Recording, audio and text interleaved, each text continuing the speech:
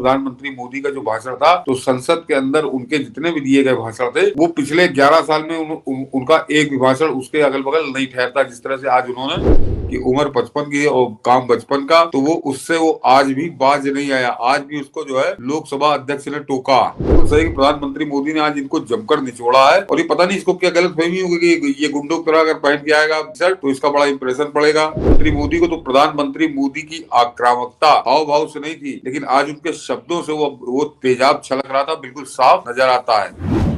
Sir, आज parliament में 1 घंटा 50 मिनट लगभग प्रधानमंत्री बोलते रहे, और कहते हैं ना कि उनका हर भाषण हर बार का जो है वो एकदम से लगता है कि अलग तरीके का। 74-75 साल की उम्र में 1 घंटा 50 मिनट खड़े रहना, लगातार बोलना, ये बताता है कि कितनी तैयारी के साथ और क्या करने आए थे। अपने एक तस्वीर आज साझा की है, मुझे लगता है वहीं से शुरू किया जाए कि आज ऐसा लगता है कि पप्पू को जब मैंने देखा, एक वीडियो मैंने साझा किया था जब 8:30 के शो में हमने किया था, जब पत्रकारों ने राहुल गांधी से पूछने की कोशिश की इस रिएक्शन, तो भाग गया टी शर्ट पहन करके। आज ऐसा लगा कि राहुल और उसके पूरे खानदान को निचोड़ दिया गया, उसका पूरा झूठ जो है वो बह करके संसद में एकदम से फैल गया।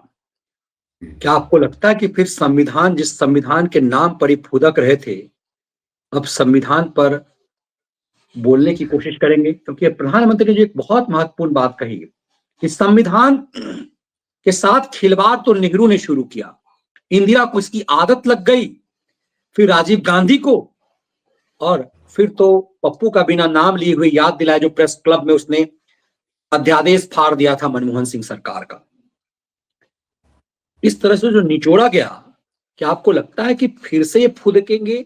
और देश को आज प्रधानमंत्री के निचोड़ने वाले जो अध्याय है उससे क्या मैसेजिंग लगा? मनीष जी, प्रधानमंत्री मोदी पिछले 2014 से लेकर अब तक, यानी 10 साल हो गए, 11वें साल में है वो। उनके कई भाषण हो चुके, और हर भाषण के बाद हम लोग कहते हैं कि बहुत बढ़िया था, उसकी समीक्षा करते हैं। लेकिन आज का भाषण ऐतिहासिक था और आने वाले कल की तरफ कुछ संकेत कर रहा है मनीष जी। और जो अभी आपने रविशंकर प्रसाद की बात की, तो रविशंकर प्रसाद ही नहीं, अनुराग ठाकुर ने भी बड़ा जबरदस्त हमला बोला निशिकांत दुबे ने, और जो सहयोगी दल से अनुप्रिया पटेल, उन सबने बड़ा तगड़ा हमला बोला। लग रहा था कि हाँ, इन्होंने सब कुछ कह डाला। लेकिन जैसे कोई बड़ी जब सेना आ रही होती है, कोई बड़ा महारथी आ रहा होता है, तो उसके स्वागत में पहले बैंड बाजा बजने लगता है। तो ये लोग बैंड बाजे की तरह इनको मैं समझता हूँ। अब जो प्रधानमंत्री मोदी जब उतरे हैं मैदान में, कि इन लोगों ने बैंड बाजा बजा के पहले माहौल बना दिया था कि अब कुछ होने वाला है। ये तो हम लोग कल ही बोल रहे थे कि प्रधानमंत्री मोदी को इन्होंने बड़ी लूज बाल फेंकी है, तो सब गेंदें बाहर जाएंगी इनकी। लेकिन आज प्रधानमंत्री मोदी का जो भाषण था, तो संसद के अंदर उनके जितने भी दिए गए भाषण थे वो पिछले 11 साल में उनका एक भी भाषण उसके अगल बगल नहीं ठहरता। जिस तरह से आज उन्होंने भाषण दिया और बिल्कुल जम के इनको ठोका है, कायदे से इनको देश के सामने मुंह दिखाने लायक नहीं छोड़ा है। और इनको एक तरह से शिक्षा भी दी है कि जब इस तरह के विषय हो तो क्या भाषण होना चाहिए। ये सबसे खास बात है कि संविधान से संबंधित वो जितनी उनकी 1 घंटे 50 मिनट या 1 घंटे 55 मिनट का जो उनका भाषण है, वो 1 मिनट के लिए भी संविधान से कहीं बहके नहीं, कहीं इधर उधर वो कोई काम कर रहे हैं, किसी और मुद्दे पे वो नहीं गए। उनकी सारी बातें, पूरा भाषण जो था वो संविधान के इर्द गिर्द ही था, संविधान की आत्मा से ही संबंधित था।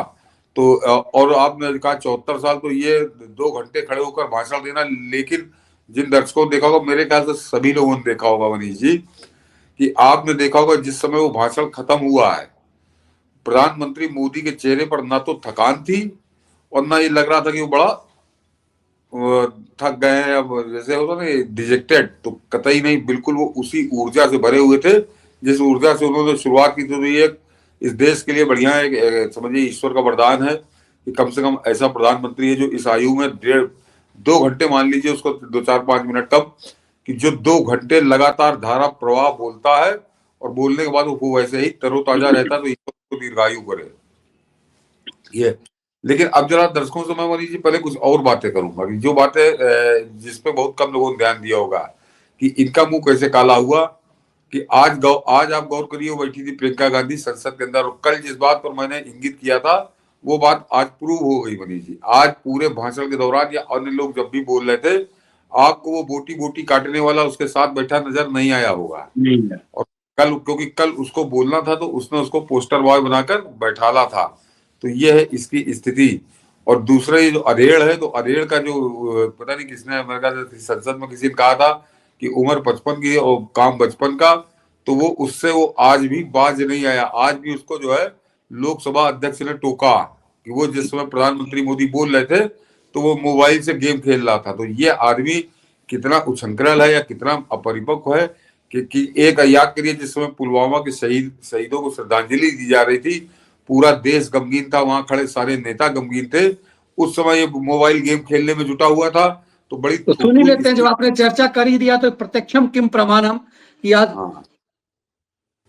लोकसभा अध्यक्ष ने कह भी दिया कि ये बच्चे गेम मत खेलो। आज दिल्ली से 1 रुपया निकलता है, 100 के 100 पैसे गरीब के खाते में जमा होते हैं। क्यों? हमें बैंक का सही इस्तेमाल क्या करना, बैंक का सही उपयोग क्या करना। माननीय सदस्य मोबाइल नहीं देखें, आदरणीय सभापति जी, बिना गारंटी। ये आदमी नेता प्रतिपक्ष है, कमाल है यार। इससे खरिहरों लतिहरों जो है, किस देश का जो मीडिया है, इससे उम्मीद करता है कि हमारा खैरात युग लाएगा, ये भारत का प्रधानमंत्री बनेगा। ये माननीय सदस्य मोबाइल ना देखें। तीसरी बात मैं मनीष जी बताऊं कि इस आदमी को एक और चीज पता नहीं क्या खा पी के आता है कि मैं, क्योंकि स्पोर्ट्स से भी मेरा जुड़ाव रहा, लगाव रहा, बड़े बड़े स्पोर्ट्समैन बड़े संपर्क में रहे, तो चाहे वो हॉकी प्लेयर हो या फुटबॉल प्लेयर हो या बॉडी बिल्डर हो, बड़े बड़े ठीक ठाक, उनको भी मैंने देखा है जब जाड़ा पड़ता था तो वो भी सूटर वूटर पहन लेते थे, ऐसा नहीं कि उनको जाड़ा नहीं लगता। आज और दिल्ली तो कड़कड़ाती ठंड है मनीष जी, दिल्ली तो कड़कड़ाती ठंड है। सब लोग जान रहे हैं कि मतलब लोग बता रहे हैं कि पारा 4 डिग्री 5 डिग्री पहुंच चुका है, लेकिन आज ये और वो भी पार्लियामेंट का जो इलाका है वो सबसे ठंडा माना जाता है सर दिल्ली में, क्योंकि मैंने सालों पार्लियामेंट कवर किया, रात में एकदम कड़क की ठंड होती है उस समय में। खुला एरिया है वो, तो खुला एरिया है पूरा वो। और कौन सी शर्ट पहने था, बिल्कुल गुंडों वाली शर्ट पहने था। अगर आपने गौर किया हो कि कैसे वो छोटी बाह को भी चढ़ाए हुए था, जैसे बाएं कर लेते हैं बदमाश, जैसे पुरानी फिल्मों में बदमाश दिखाए जाते थे कि उनको किसी मोहल्ले का सड़क का बदमाश, उस भेष बना के वो आज आया था संविधान की बहस करने। तो वो जो कार्टून है वो बिल्कुल सही कि प्रधानमंत्री मोदी ने आज इनको जमकर निचोड़ा है। और ये पता नहीं इसको क्या गलत फहमी होगी कि ये गुंडों की तरह अगर पहन के आएगा टी शर्ट तो इसका बड़ा इंप्रेशन पड़ेगा, लेकिन इसकी सारी हरकतें आज हो रही। लेकिन मनीष जी, आज जो प्रधानमंत्री मोदी का भाषण था, तो ये 2024 के लोकसभा चुनाव का बदला था आज ये, क्योंकि ये बड़ा जो इन्होंने पूरा एक अलग से चलाया कि किस तरह से मोदी जो है संविधान को भंग कर देंगे, संविधान बदल देंगे और आरक्षण खत्म कर देंगे, दुनिया भर की बातें इन्होंने की थी। और उसका खामियाजा भोगना पड़ा, पार्टी को भोगना पड़ा। भाजपा को बहुमत से वो थोड़ा दूर रह गई, 272 की बजाय 240 पे आके अटक गई, नुकसान तो ज्यादा हुआ। तो वो ऐसे अगर प्रधानमंत्री मोदी जवाब देते तो बात आई गई हो जाती। ये सबसे बढ़िया मौका था। और ये जो कुछ आज वो बोले वो दस्तावेजी हो गया। ये आज से 100 साल बाद भी संसद में वो पढ़ा जाएगा कि प्रधानमंत्री मोदी ने क्या कहा था अपने तीसरे टर्म के पहले एक जो इस तरह की डिबेट हुई उस पर क्या बोले। और संविधान की सालगिरह के ऊपर हमेशा याद किया जाएगा, जो स्कॉलर हैं वो हमेशा इसको पढ़ेंगे। तो आज उन्होंने सन 47 से लेकर 2014 तक कांग्रेस ने किस तरह से धज्जियां उड़ाई संविधान की, किस तरह से उसके चीथड़े किए। एक तरह से वो शब्द मैं इस्तेमाल नहीं करना चाहता हूं कि तार तार किया उसको। और वो उन्होंने नेहरू से शुरू किया। और जो लोग रेगुलर सुनते होंगे प्रधानमंत्री मोदी को, तो प्रधानमंत्री मोदी की आक्रामकता हाव भाव से नहीं थी, लेकिन आज उनके शब्दों से वो तेजाब छलक रहा था, बिल्कुल साफ नजर आता है कि इससे पहले कभी वो नाम लेकर मनीष जी इस तरह से अटैक नहीं करते थे। वो हमेशा सत्ता पक्ष उधर इशारा करके उस करते थे, लेकिन आज उन्होंने एक एक को नाम लेकर निपटाया है। इंदिरा गांधी को भी, जवाहरलाल नेहरू को भी, राजीव गांधी को भी और इसकी माता श्री को भी। तो एक तरह से वो सबको आज निपटाने को थे। और जो पूरी भाजपा को जो वहां सदन में मौजूद थी, उसके अलावा जो कश्मीर से कन्याकुमारी तक जो भी भाजपा का कार्यकर्ता है, भाजपा के नेता उसको देख रहा हो, उसको उन्होंने गट्ठर भर के एक तरह से हथियार दिया है ये जो बना तमाशा बनाए घूम रहा है संविधान को, जैसे कोई सड़क छाप किताब बना दिया। जब याद करिए पहले हम लोग तो जब पढ़ते थे पता नहीं क्या स्थिति है कि फुटपाथ वो मस्तराम की किताबें बिका करती थी, उस तरह से संविधान की किताब लेके ये जगह जगह डोला करता है, कहाँ कहाँ जाता है, संविधान की गरिमा ही नहीं जानता। ये आदमी उस तरह से जो लेके घूम रहा है, तो इसकी धज्जियां उड़ाने के लिए इतने तथ्य हैं कि किस तरह से कांग्रेस ने और इसके बाप दादों ने किस तरह से उसकी धज्जियां उड़ाई हैं। तो 47 से लेकर 2014 तक नरेंद्र मोदी ने दसियों कर्म गिनाए, लेकिन कुछ चीजें तो ऐसी थी जो मनीष जी कोई नहीं जानता था कि जो पहला संविधान के साथ छेड़छाड़ का संविधान का गला घोटा इसने जवाहरलाल नेहरू ने, उस समय वो कायदे से देश का प्रधानमंत्री था ही नहीं, वो केयर टेकर प्रधानमंत्री था। इस बात पर कभी किसी ने ध्यान नहीं दिया कि 1951 में जब उसने और मीडिया का गला घोटने के लिए जो लाया कानून, तो 1951 तक तो चुनाव ही नहीं हुए थे। वो 1947 में आजादी मिलने के बाद जो कांग्रेस का अध्यक्ष था उसको एक तरह से केयर टेकर गवर्नमेंट का प्रधानमंत्री बना दिया गया था, और इसीलिए उसमें दुनिया भर के लोग थे। जैसे श्यामा प्रसाद मुखर्जी, तो श्यामा प्रसाद मुखर्जी कोई नेहरू की कृपा से नहीं थे, वो सबको मिलाकर सामूहिक एक सरकार बननी थी कि जब तक नया संविधान और नया चुनाव नहीं हो जाता तब तक ये सरकार देश का काम चलाएगी। उसको इस तरह का कोई अधिकार नहीं था। तो अधिकार ना होते हुए उसने मीडिया गला घोटने क्या तैयारी कर ली थी, ये भी आज प्रधानमंत्री मोदी ने बताया। और एक चीज जो हमेशा, जिसको लेकर हमेशा डिबेट होती रही, कुछ लोग कहते थे फर्जी है, कुछ ऐसा है वैसा है, आज प्रधानमंत्री मोदी ने सदन के अंदर कहा है, तो वो दस्तावेज हो गई सदन का कि नेहरू इस देश का जाली प्रधानमंत्री था। वो पहला प्रधानमंत्री नहीं था, वो जाली प्रधानमंत्री था, जबरदस्ती प्रधानमंत्री था। और प्रधानमंत्री मोदी पता नहीं क्यों उसको छोड़ देते हैं, वो जो इस देश का एक बाप बन के बैठ गया था कि उस बाप की जिद का वो परिणाम था। अन्यथा प्रधानमंत्री मोदी ने खुलकर कहा कि 12 के 12 वोट सरदार पटेल को मिले थे, इसको तो एक भी वोट नहीं मिला था। वो कांग्रेस कमेटियों ने जो आई थी वहां पर, जो 13वां वोट था उसने खुद अपना डाल लिया था। तो इस तरह से वो जबरदस्ती जो जाली आदमी प्रधानमंत्री बना। तो संविधान की हत्या तो उसी दिन हो गई, तब तक संविधान बना नहीं था, उसके बाद बना। लेकिन इसने संविधान के बनने से पहले भ्रूण हत्या तो इसने 15 अगस्त 1947 को कर दी थी। उससे भी पहले जब पटेल को किनारे करके ये खुद प्रधानमंत्री बन गया, वो कांग्रेस का अध्यक्ष। और वो साथ में वो जो बाप था इस देश का, एक अवैध बाप, उसने उसमें भरपूर साथ दिया था। लेकिन आज अवैध बाप को उन्होंने छोड़ दिया प्रधानमंत्री मोदी ने, पता नहीं क्यों बख्शे रहते, खैर वो कुछ अलग कारण है। लेकिन तो जो एक जाली प्रधानमंत्री, फर्जी प्रधानमंत्री, जबरिया बना प्रधानमंत्री, और उसने चुनाव होने से पहले उसने किस तरह से संविधान की हत्या की थी। ये पहली हत्या 1951, वो क्रॉस रोड नाम कोई किताब थी, और उसमें मनीष जी कोई फर्जी खबर भी नहीं की थी। उसने किसी जेल में कोई गोली कांड हो गया था, उसमें 22 लोग मर गए थे, तो उसने वो खबर छाप दी थी, और इससे इसको आग लग गई जवाहरलाल नेहरू जाली प्रधानमंत्री को, जो इस देश का जाली प्रधानमंत्री था। और उस पर वो पूरा अध्यादेश लाकर उसने किस तरह से मीडिया के गला घोटने की तैयारी उसने कर दी। तो ये यहां से शुरू हुए प्रधानमंत्री, और 2014 की एनएसी तक आ गए इनके कि एनएसी में किस तरह से इस देश के प्रधानमंत्री जो जनता द्वारा चुनी गई होती है, उस सरकार के ऊपर एनएसी यहाँ पे लाके बैठा दी गई थी। तो ये संविधान की तो हत्या सरेआम सार्वजनिक रूप से सोनिया गांधी ने की थी। तो और बीच में कुछ भी छोड़ा नहीं उन्होंने। मेरे ख्याल से संविधान की हत्या का एक भी प्रकरण उन्होंने छोड़ा नहीं है। और जिस तरह से उन्होंने इमरजेंसी वाला मामला बताया, तो उसको मनीष जी देखिए, प्रधानमंत्री मोदी कभी कभी बड़ा सटीक बोलते हैं कि दर्शक जरा गौर करें कि ये तो सब जानते हैं कि 25वीं वर्षगांठ थी, 1975-50 में लगा। लेकिन वो कि इंदिरा गांधी ने जिस समय 25वीं वर्षगांठ थी संविधान की, तो सबसे निर्मम जघन्य अपराध संविधान के साथ किया था कि विपक्ष के सारे नेताओं को जेल में भेज के, और वो जो संविधान संशोधन किया 42वां, जिसमें वो सेकुलर शब्द जोड़ दिया, तो वो उस समय किया जब संविधान के 25 साल पूरे हुए थे। तो इनको कभी कदर रही नहीं, एक तरह से संविधान लाद लिया था इन्होंने किसी मजबूरी में ही, क्योंकि उस समय बहुमत था और बड़े बड़े नेता थे, तो उनका विरोध ये कर नहीं सकते थे। तो आंख बंद करके जहर पीकर जवाहरलाल नेहरू ने उसको स्वीकार तो लिया था, लेकिन बाद में कैसी धज्जियां उड़ाई कांग्रेसियों ने, ये आज बहुत बढ़िया तरीके से प्रधानमंत्री मोदी ने बताया है। बिल्कुल। और जब उन्होंने, मुझे लगता है एक चीज उन्होंने कहा, कैसा लगता है कि एकदम तहस नहस कर देना, कि मुंह में खून लग गया था। और इसीलिए इनके नेहरू को आदत लगी, इंदिरा ने वही कुकर्म किया, फिर उसके बाद राजीव ने किया, फिर बताया कि इसकी मम्मी ने सुपर कैबिनेट बना दिया, अवैध सरकार चलाई। आज पहली बार इस तरह के जो सोनिया गांधी ने जो अपनी एक कमेटी बनाई थी उसको लेकर के आज निचोड़ा, जिसमें वो अंदर बंदर सब था, ये गंधौर यादव सब था। राहुल गांधी के लिए भी कहा कि कुछ भी नहीं था चिरकुट। मैं उस प्रेस कॉन्फ्रेंस में था सर, जब राहुल गांधी ने मनमोहन सिंह के सरकार के अध्यादेश को फाड़ दिया।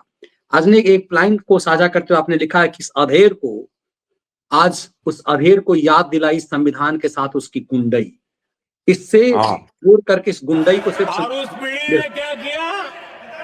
भारत के संविधान के तहत देश की जनता जनार्दन सरकार चुनती है और वो सरकार का मुखिया कैबिनेट बनाता है।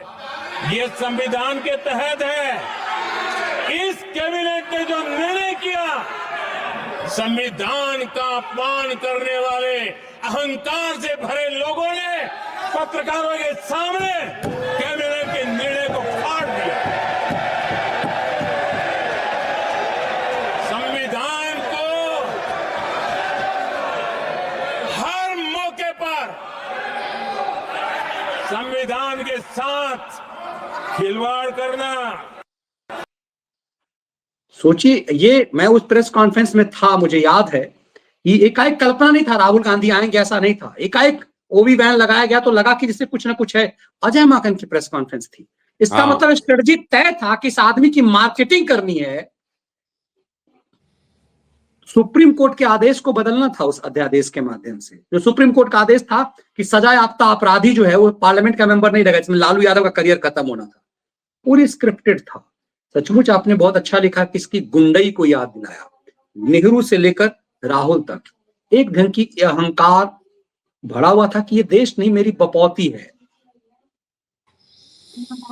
और ये संविधान की बात कर रहे थे। हाँ, बस पूरा बनेगा ना। प्रधानमंत्री मोदी जो जून 2024 का वो बदला ले रहे थे, और बदला भी क्या ले रहे थे, एक तरह से तब वो एक तरह से अनजाने में थे।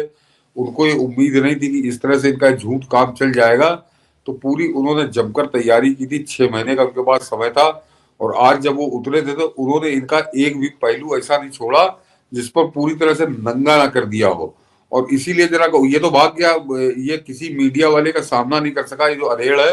अन्यथा बाहर निकल के बड़ा बमकता चमकता बाएं आए चढ़ा के आया भी था, लेकिन आज इसकी बोलती बंद हो गई। और उसके अलावा वो जो दूसरी वाली आई है, कल नया नमूना एक आया है संसद के अंदर इसी परिवार का, कि वो जब आई तो वो उसने तो मनीष जी बड़ा गजब का जवाब। जब पूछा गया कि क्या, तो बड़ा बोरिंग था, जैसे मैथ की 2 घंटे की क्लास हो। बिल्कुल सही कहा तुमने, बिल्कुल सही कहा। दोनों बातों से मैं सहमत हूं उसकी, कि वो मैथ की क्लास तो वास्तव में मैथ की क्लास की तरह वो गूढ़ क्लास थी। और मैथ की क्लास जो 2 घंटे की हो, और उसमें अगर कोई ऐसा लौटा बैठा हो जिसका कोई पढ़ने लिखने से लेना देना ना हो, जो निहायत आवारा टाइप का हो, जिसकी पढ़ाई से कोई संबंध ना हो, लेकिन उसको बैठना पड़ रहा है, तो उसको तो बड़ी बोरिंग वो लगेगी ही क्लास। लेकिन देश को बोरिंग नहीं लगी। देश ने बैठकर उसको देखा। तो तुमने जब कहा कि बोरिंग थी, तो उसके बाद तुमने और अपने आप को बिल्कुल सर्टिफाइड कर दिया कि जैसा तुम्हारे बारे में समझा जाता था तुम बिल्कुल वैसी ही हो। कहीं कोई आदमी तुम्हारे आकलन में किसी की गलती नहीं हुई है। अन्यथा आज का प्रधानमंत्री मोदी मतलब उसने आज भ्रम खत्म कर दिया कि पप्पू के जगह पे पिंकी आई है तो कुछ उम्मीद जगाया। उस उम्मीद को मैथ की चर्चा करके कहा जाता है ना, मूर्ख आदमी यदि आप हैं तो आप बोले कम, ना बोले। बिल्कुल सही आपने कहा कि ये अपने आप में इसने आज जब ये प्रतिक्रिया दी तो समझ में आ गया कि ये जो है उससे कल लग रहा था कि कुछ बोल ठीक लेती है, लेकिन ये उससे ज्यादा चापर है, जिसे कह रहे हैं बिगड़ी हुई छोड़ दीजिए उसको। तो अपने आप उसने पहले दो दिन के अंदर ही उसने अपनी गलतफहमी दूर कर दी लोगों को। अब लोग उसी तरह की अपेक्षा करेंगे जैसे अधेड़ से कर रहे हैं। 20 साल से एक खोपड़ी खा रहा लोगों की, अब वो बैठ के खाएगी, दोनों मिलकर बैठ के खाएंगे। यही है, इनसे कहीं कोई सुधार की उम्मीद नहीं आप कर सकते हैं। लेकिन प्रधानमंत्री मोदी ने बख्शा फिर किसी को नहीं है मनीष जी। एक तरफ से चाहे इंदिरा गांधी का पाप हो और दूसरा राजीव गांधी का पाप। तो ये असल में बोरिंग बता के वो तो कर बिना जवाब दिए ही भाग गया, और ये जो बोरिंग कह के भागी तो इनके बाग के कर्म बताए कि और सबसे खास बात है कि इनके कर्म जो बाग के बताए कि किस तरह से सावधानों वाले मामले में इन्होंने सुप्रीम कोर्ट का डिसीजन पलटा। लेकिन साथ में मनीष जी, मैंने कहा ना कि वो भाषण सबने सुना होगा, उस भाषण की हम लोग उन बातों को दोहराने कोई मतलब नहीं है। लेकिन ये याद करिए कि ये कहने के साथ ही साथ प्रधानमंत्री मोदी ने छाती ठोक कर कहा संसद के अंदर कि हाँ, हम डंके की चोट पर कहते हैं कि हमने संविधान संशोधन किया और हमें गर्व है कि हमने किया, और उसका कारण वो भी बताया कि 370 पे किया। तो जरा गौर करिए कि सबके चेहरे लटके हुए थे, क्योंकि वास्तव में गर्व की बात है। उस संविधान संशोधन से कौन नाराज है? उस संविधान संशोधन से 3 लोग नाराज हैं। एक पाकिस्तान नाराज है, दूसरे फारूक अब्दुल्ला नाराज है और तीसरे कांग्रेस नाराज है। तो ये तीनों एक ही थैली चट्टे बट्टे हैं। ये अक्सर अपना बताते रहते कि हम साथ हैं। बाकी पूरे देश में पूरे किसी से पूछ लीजिए, रिक्शा चलाने वाले से पूछ लीजिए, वो भी कहेगा कि ये काम ठीक हो। संविधान और संशोधन तो वो जानता नहीं, लेकिन 370 हटाना ठीक था या गलत वो तुरंत बता देगा कि हाँ ठीक था, वहां से उसको हटना चाहिए था। तो जब आप करिए तो ये जो राग लाभ रहे थे भाजपा ने भी संविधान संशोधन किया, तो उन्होंने कहा कि हमने किया और हम डंके की चोट पर कहते हैं कि हाँ हमने किया और हमको गर्व है इस बात पे। तो ये अंतर बताया, ये उनका ये जो कहना था वो उस अंतर को रेखांकित कर रहा था कि इनके संविधान संशोधन में क्या फर्क था। और सारे पाप उन्होंने गिनवाए हैं। दर्शक सब लोगों ने देखे होंगे, आप लोगों ने, कि कुछ छोड़ा नहीं है। किस लिए कि इन्होंने संविधान संशोधन किया तो किस लिए किया, ये साथ में वो बता रहे थे और अपना भी उन्होंने बताया। तो आज एक तरह से और दूसरे मनीष जी, ये तो इनके भाषण की बात है, लेकिन आज प्रधानमंत्री मोदी का जो तेवर मुझको नजर आया, तो ये इनके आगे के लिए खतरे की घंटी है। और घंटी नहीं, मैं कहूँगा घंटा आज बजा दिया प्रधानमंत्री मोदी ने कि आगे आने वाला समय इनका बड़ा, जिसे कहना चाहिए कि बहुत विकट समय का इनको सामना करना पड़ेगा। दर्शकों को मैं कहूंगा कि आज 14 नवंबर है, 14 दिसंबर नोट कर लीजिए तारीख।